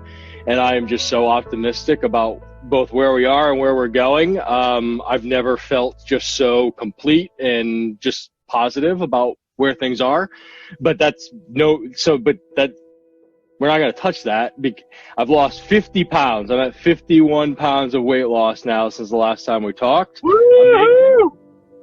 And again, it's not even the thing that we need to talk about because it is not even the most profound thing that has happened to me since the last time we talked. Whew, this is really intense. So the thing that happened that was there's no language for it other than just grace and being guided, but it was just like such a clear manifestation of my creation. Like I, without question, created that circumstance and that event through my thoughts and through my actions and just through what was going on with my life. And it was just so incredibly powerful just to take a step back and take a step outside of it and be like, whoa, like, look at the frequency I was vibrating at and look at what I attracted into my life. There's just no chance that just happens by accident. Like I created that, you know? Absolutely. And I was crying last night when I was home thinking about it, just because I was just like, oh my God, like look at like what I can do. Look at the power that I have. and again, effortless. And it was just so, and I was just taking stock of everything and just like how blessed I feel about all these areas of my life. And then I had this happen, and I was just like, holy shit, like, look at the power that I have as a human being. And I'm just getting warmed up. I'm just getting warmed up, baby. So, like, I just feel like I am just on a whole different plane right now, guys. I really do. it just moved me and inspired me. And again, I'm sitting here and I have all of these amazing things, like, when we first started our coaching, like, I wanted to lose weight and like build a successful business, and like I'm achieving all of that, and it feels great. And it's just like, we got a lot more, we have much bigger things that we're moving on to, like much bigger things. So yeah, I mean, just really incredible. I just wanted to start there and share there, and just the power of thoughts and vibrating at the right frequency and what you bring in, just incredible. I said it before, but I'm just so incredibly grateful that I found you guys. I mean, I again, talking about being guided, like, you know, again, now it hits you in the face, but like, I mean, you guys have changed my life in such a powerful way. I mean, in a way that I'll never be able to repay. And I'm so excited to meet you guys in person. I know. Big fucking hug and just be like, I love you guys, because, you know, I was in a really not a great place. Like, I had, like, not a dangerous place, but I just was in a trajectory where I know I just would have been like, you know, the countless people who just sort of drone through life, have anxiety and die. I'm living my life. And I mean, it's because of you guys. I mean, truly. So, I mean, thank you for, you know, just thank you for everything that you've done for me and you continue to do. And, you know, I'm just looking forward to our continued work together. And I feel the ascension. Like, the way I see things and talk about things and perceive things is just so different from where I was when we first started working. So, it's beautiful. It's beautiful to be a part of. And honestly, like, you guys are a blessing. Like, you guys are like divine, like almost divine intervention that was put into my life. I really feel that way. Cause I found you through Amazon. Like, it was, you know, like, it was just like, you know, just a totally random, I was listening to a podcast and that's how I found you. And now it has just totally altered the course of my life. Amazing. So, it's a beautiful thing. Much love to you, brother. All right. So there are some of you who might be on the fence, and so I'm here to purge you of your fears, or at least help aid in the purge. I'm assuming you are like me and you had reasons why you can't take the course, like you don't have money, you don't have time, it's probably a scam, what if it's bullshit, what if it's not worth it? And you just have to do it. You have to rip the Band-Aid off and do it, because at the end of the day, you want to do it, and you're creating reasons to stop you from doing it. And I can say from my own experience, I remember I was in Cambodia on a visa run, and I got to that point where I just was seeing how afraid I was, and I actually became really present to how afraid I am in life, and how much that fear of failure, of judgment, of being alone, being as great as I see myself as being, and always shying away from that. And so I remember I decided that I was going to commit to something that was different and see what doing something different does for my life. And it significantly changed. One of the things that Guy and Ilan talk about is a 1% shift. And this is something I share with people every single day. And maybe I'm exaggerating a little bit, but as often as possible, I'm surrounded by people just like you and me. We're surrounded by people who are comfortable, who want change, and are like me. They're afraid to step out of their comfort. They're afraid to do something that will bring them to a point of judgment or persecution or greatness. They're afraid, and so they shrink, and I shrink, and we all have this shrinkage. The 1% shift is something that you don't really realize. You always think you have to do these macro things to change your life, but it's all about doing one tiny little thing. And every moment, in every present moment, when you make one choice, like I did in Cambodia on my visa run, when I made that one choice to say fuck it and just trust that these people, Guy and Ilan, could offer something to me that will allow me to expand.